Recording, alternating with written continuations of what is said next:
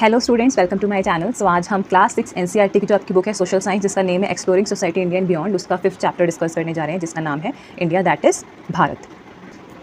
सबसे पहले जानते हैं इंडिया के जोग्राफिकल फीचर। सो इंडिया की अगर हम बाउंड्री की बात करें तो इंडिया स्टार्ट होता है नॉर्थ हिमालय से, ठीक है, हिमालय नॉर्थ में इंडिया के। और अगर हम इंडिया के साउथ में जाएंगे तो यहाँ पे इंडियन ओशन है, नाम नहीं लिखा हुआ बट यहाँ इंडियन ओशन है साउथ में।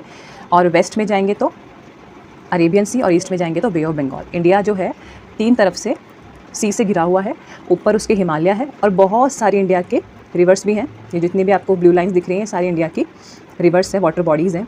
इंडिया की अगर हम मेन रिवर्स की बात करें तो वो कौन कौन सी है? गंगा, यमुना, सरस्वती, इंडस, नर्मदा, और भी बहुत सारी कावेरी, महानदी, कृष्णा, ये सारी रिवर्स है जो कि साउथ इंडिया की फेमस रिवर है। और अगर नॉर्थ इंडिया की बात करें तो गंगा, यमुना, सरस्वती, इंडस यहाँ की पॉपुलर रिवर्स हैं।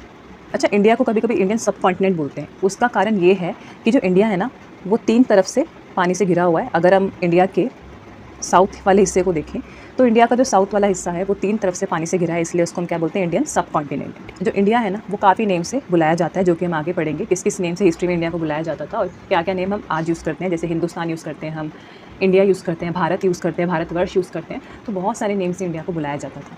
तो यहाँ पे एक कीवर्ड है इनहैबिटेंट्स। इसका मतलब क्या होता है? People who live in the particular place. मतलब एक पर्टिकुलर प्लेस पे बहुत ही लंबे टाइम से लोग रह रहे होते हैं, उन्हें इनहैबिटेंट्स बोलते हैं। जैसे फॉर एग्जांपल अंडमान निकोबार में कुछ ट्राइबल लोग रहते हैं, तो वो वहाँ के क्या है? इनहैबिटेंट्स हैं, मतलब वहाँ के मूल निवासी हैं। तो इंडिया को उसका नाम कैसे मिला, कैसे हम इंडिया को अलग अलग नामों से बुलाते हैं? तो अगर हम वैदिक काल में जाए, अगर ऋग्वेद को हम पढ़े तो वहाँ पे सप्त सिंधवा मतलब लैंड ऑफ 7 रिवर्स। ये बहुत पॉपुलर नेम था इंडिया के लिए। सिंधवा कहाँ से आता है? सिंधु से। आपको पता है ना इंडिया की पॉपुलर रिवर है इंडस रिवर, सिंधु नदी बहुत पॉपुलर है। तो सिंधवा वर्ड कहाँ से ड्राइव किया हमने? सिंधु से। एज़ पर महाभारत, अब महाभारत के अकॉर्डिंग भी इंडिया के कुछ नेम थे, इंडिया के कुछ स्टेट के नेम थे जो अलग अलग नाम से बुलाए जाते थे। जैसे कि जो कश्मीर है उसको क्या बुलाते थे? कश्मीरा बुलाते थे, है ना। कुरुक्षेत्र है, हरियाणा जो आज हरियाणा है उससे पहले कुरुक्षेत्र बुलाते थे। वंगा है, बंगाल को वंगा। और अगर हम बात करें असम की तो इसको क्या बुलाया जाता था? इसको बुलाया जाता था प्रज्योतिष्ठा। और किन किन नेम से बुलाया जाता था भारत को वो देखते हैं। जैसे भारतवर्ष हो गया, जम्बूद्वीप हो गया। भारतवर्ष मतलब लैंड ऑफ भारतास, वैदिक रूट्स हैं इसके पीछे। लैंड ऑफ भारतास मतलब जो उस टाइम पे इंडियन नेटिव्स थे, जो लोग भारत में रहते थे, उनको भारतास बोलते थे, तो इस वजह से। जम्बूद्वीप जामुन ट्री के नाम से भी, जो जामुन ट्री है भारत का नेटिव ट्री है, तो जम्बूद्वीप के नाम से भी भारत को बुलाते थे। Ashoka inscription using Jambudvipa to describe India's terrestrial extent during Ashok reign. जैसे कि अशोका जो है वो भारत की पूरी बाउंड्री को, जहाँ जहाँ तक भी अशोक का साम्राज्य फैला था वहाँ तक की जो भूमि है उसको जम्बूद्वीपा के नाम से अपने इंस्क्रिप्शन में अशोका ने लिखवाया हुआ है। तो कौन कौन से देश शामिल थे उस टाइम पे अशोकन एम्पायर में? पाकिस्तान, बांग्लादेश, अफगानिस्तान। भारत जो था एक कॉमन नेम बन गया था इंडियन सब कॉन्टिनेंट को डिस्क्राइब करने में।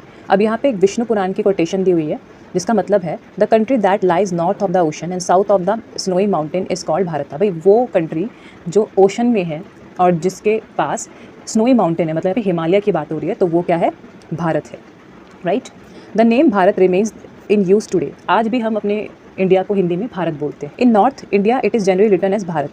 नॉर्थ में ये स्पेलिंग लिखते हैं भारत के लिए, और साउथ में क्या लिखते हैं? भारतम। साउथ में भारतम लिखते हैं और नॉर्थ में भारत। सो ये इन्फॉर्मेशन बॉक्स आपके लिए कॉन्स्टिट्यूशन के बारे में है। सबसे पहले जानते हैं कॉन्स्टिट्यूशन क्या होता है। देखो, कॉन्स्टिट्यूशन होता है एक डॉक्यूमेंट जिसमें हम अपनी कंट्री के सारे प्रिंसिपल, रूल्स, रेगुलेशन, लॉज को लिखते हैं और उसको सब मानते हैं। जो भी उस देश में रहने वाले लोग होते हैं उन्हें वो मानना पड़ता है। So Indian constitution was first written in English, uses phrases India that is Bharat. हमारा जो इंडिया का कॉन्स्टिट्यूशन है ना, पहले वो इंग्लिश में लिखा गया था, और वहाँ पे अगर हम आर्टिकल फर्स्ट पढ़ेंगे ना अपने कॉन्स्टिट्यूशन का, तो वहाँ पे क्या लिखा है? India that is Bharat, right at the beginning. Similarly Hindi version, अब जब हमने हिंदी में अपने संविधान को लिखा तभी भी हमने उसको किस तरह से लिखा? भारत अर्थात इंडिया, मतलब भारत का क्या मतलब? इंडिया, या इंडिया का क्या मतलब? भारत, ठीक है। देखते फॉरेनर्स का क्या इन्फ्लुएंस था नेमिंग में इंडिया के। सो 6th सेंचुरी BC में पर्शियन एम्परर था, इसने मिलिट्री कैंपेन की कहाँ पे? इंडस रिवर के पास। और यहाँ पे इंडस रिवर का उस टाइम पे नाम क्या था? Sindhu. Persian refer to India as Hind. अच्छा, पर्शियन इंडिया को हिंद बोलते हैं, हिंदू, जो कि हिंदू से ड्राइव हुआ है, which are adaptation in their language of Sindhu. Sindhu का अडेप्टेशन उन्होंने कैसे किया? हिंदू में किया, क्योंकि कभी कभी क्या होता है ना, किसी किसी लैंग्वेज में वो पर्टिकुलर लेटर नहीं होता, तो वो साउंड से उसे फिर नेम करते हैं। तो सिंधु और हिंदू या हिंद सेम साउंड कर रहा है, इसलिए उन्होंने सिंधु से ड्राइव करता हुआ नेम रख दिया हिंद एंड हिंदू। अब ग्रीक इन्फ्लुएंस देखते हैं। अब जो ग्रीक्स हैं इन्होंने इस रीजन का नाम क्या रखा? इंदोई, इंदाइक। ठीक है। अच्छा, इन्होंने सिंध से या हिंद से अलग नाम क्यों रखा? क्योंकि इनके भाषा में, इनके लैंग्वेज में ना एच लेटर जो है वो नहीं होता, इसलिए उन्होंने जो हिंदू है उसमें से एच लेटर हटा के किन लेटर्स का यूज़ किया? एच के बाद के INDU लेटर से ड्राइव होकर इन्होंने नेम रखा इंदोई, इंदाइक। तो यहाँ पे एक डायग्राम बना हुआ है, बहुत ही ईजी है। अगर आप ये पूरा नहीं पढ़ेंगे तो आपको इस डायग्राम से भी समझ आ जाएगा। देखो, इंडस रिवर का जो नाम है सिंधु नदी, ठीक है। सिंधु से पर्शियन ने क्या नाम रख दिया उसका? हिंदू। और हिंदू से ग्रीक्स ने क्या नाम रख दिया? इंदोई और इंदाइक, ठीक है। वेरी इजी, आपको पूरी स्लाइड पढ़ने की भी ज़रूरत नहीं है, आप ये डायग्राम से भी समझ सकते हो। अब चाइनीज़ इन्फ्लुएंस, अब चाइनीज़ ने इंडिया का क्या नाम रखा? चाइनीज़ भी काफ़ी आते थे, इंडिया में ट्रैवल करते थे, बुद्धिस्ट मॉनेस्ट्री में पढ़ने भी आते थे। So Chinese referred India as Yindu. This word also originally come from Sindhu. अब चाइनीज़ ने भी, क्योंकि वो भी प्रोनाउंसिएशन प्रॉब्लम हो सकती है, कुछ भी हो सकता है, क्या पता उनकी भाषा में वो लेटर एग्जिस्ट ना करते हो, इसलिए चाइनीज़ ने कैसे अडेप्टेशन किया? तो ये सब सिंधु से स्टार्ट हुआ था, सिंधु से हिंदू बना, फिर इंदू बना, फिर येंदू बना। चाइनीज़ ने भी अपने अकॉर्डिंग इंडिया का प्रोनाउंसिएशन किया, नेम का, सिंधु का प्रोनाउंसिएशन किया येंतू और येंदू में। सो ये थे कुछ अडेप्टेशन जो लैंग्वेज के अकॉर्डिंग बन गए इंडिया के नेम के। ज़ुआनज़ेंग जो कि चाइनीज़ ट्रैवलर था, चाइना से इंडिया आया था 7वीं सेंचुरी में, और उसने विजिट की थी बहुत सारी बुद्धिस्ट मॉनेस्ट्री, जहाँ से उसने बुद्धिस्ट टेक्स्ट कलेक्ट किया था, क्योंकि उस टाइम पे बुद्धिज़्म बहुत पॉपुलर रिलीजन था। सो 17 साल बाद वो जाता है वापस चाइना, और वो ट्रांसलेट करता है बहुत सारी मैन्यूस्क्रिप्ट जो वो अपने साथ लेके गया था संस्कृत से चाइनीज़ में।